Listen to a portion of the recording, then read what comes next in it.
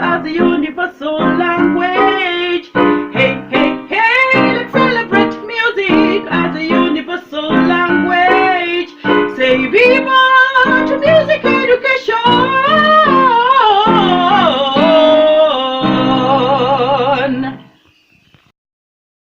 Hello everyone, welcome to Winnie the Music Educator. I do hope this finds you well wherever you are. Today's episode is the second part of the sparkling stage that occurred during my 4 years in campus. And today we'll be looking at my life in campus as far as my music education is concerned and all the activities that I did thereof.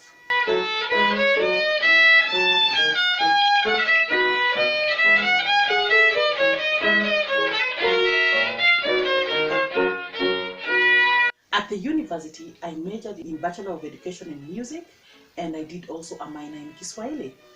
I got involved in a lot of activities through the Kenyatta University Choir, and I remember one of the activities and events that made a lasting impression in my life is the Culture Week. The founding person of the Culture Week was the late Professor Shiwani, who decided to give a platform for the talented young people at the Kenyatta University to really explore their giftings. And in this regard, he organized 4 trips for the students to go all over the country. And I remember going around, singing with the choir, playing the part of also an accompanist, and these were such great memories that really built us. And not only for me, but I remember even my colleagues at the time, some of the talents were actually unleashed during this time. Some of the opportunities that came our way was, for example, performing for the president during national functions. And I remember we were led by the late Professor George Senogazaki in these activities, and all of us used to wait for the time when we would be called to State House to just perform for some national events as Kenyatta University Choir. And I remember with nostalgia, just the impact that this brought into my life. And in fact, at that point, I realized we didn't have a lot of music schools, to develop talents in this country. I think we just had probably 2 main music schools, and I decided as a young individual at the time to pioneer a music school as a private entity. And that is how now the seed of just starting my own music school really blossomed, and I did pursue it later on. Skills as a pianist also came in handy when during the end term exams, practical exams for music students. And I ended up accompanying a lot of students, not only from my year group, but from also the earlier years, the 4th years, 3rd year, 2nd years, because I was quite proficient in reading. And I would be involved in accompanying the vocalists or the violinists in their practical exams.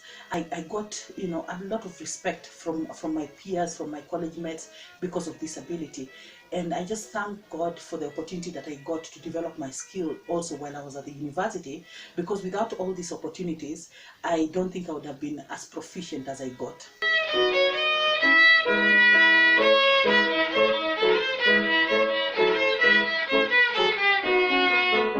I still needed to work my way through university, because every semester we were required to pay for the semester afresh.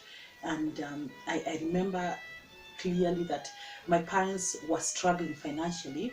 So besides having to take my studies, I still also had to look for extra time to veer off studies, whenever I had free time, to get into the CBD and look for work.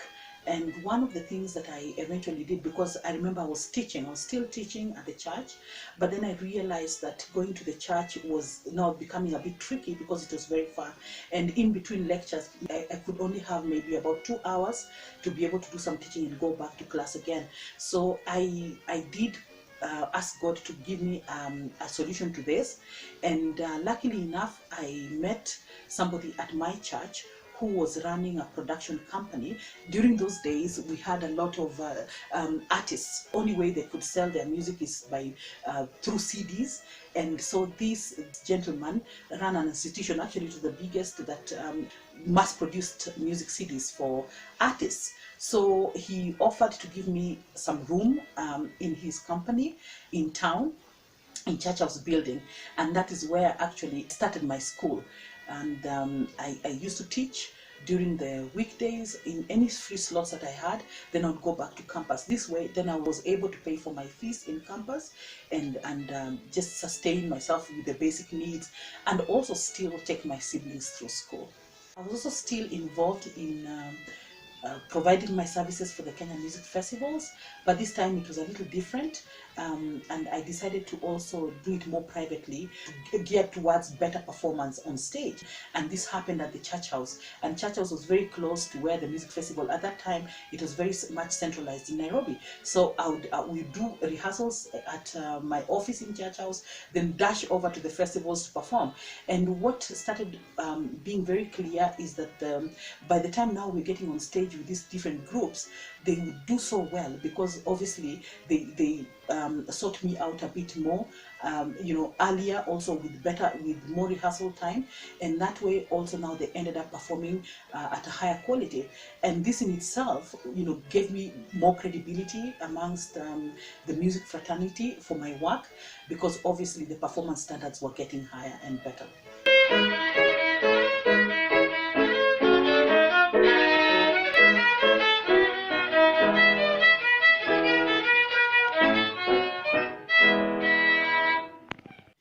It was not easy to start a music school.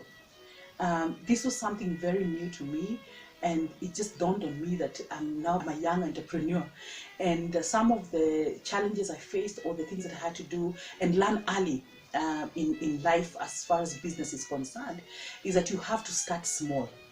You start with what you have got. Church House was a very humble start. I didn't have much by way of furniture. I remember when I started, for a few months, I was everything in that office. I was the person cleaning, I was the person at the reception, and I was still the teacher. So it was pretty interesting. But at least at the time also, I had a close friend of mine, who helped me to start off the school, and together we were able to establish an institution, and slowly by slowly we started growing. But still the biggest onus fell on us as the people who had started the school, my friend and I, and it was quite challenging, I remember, because at the same time I was in campus and I had to still come and run the school. But luckily enough, my partner had already finished campus, so he was the one who was actually there most of the time, though I did a lot of teaching. And I would finish my work, go to campus. Sometimes I would have to make the run twice, start at the school, then go to campus, come back, then go back again, and it was quite a busy life. But I remember that I thought to myself that I'm pioneering something that has not been done before, and I was so glad to do, because I saw the need. When the client base increased, I realized there's so much need for music education. There was a lot of young talents and also parents who wanted to know what this was all about. And as I continued talking to them about the importance of building skills in their young ones, and even for young people for themselves, and what it could do in their lives, so many people sought out to come and engage in learning this skill, and people were willing to invest in that, and that encouraged me to keep going.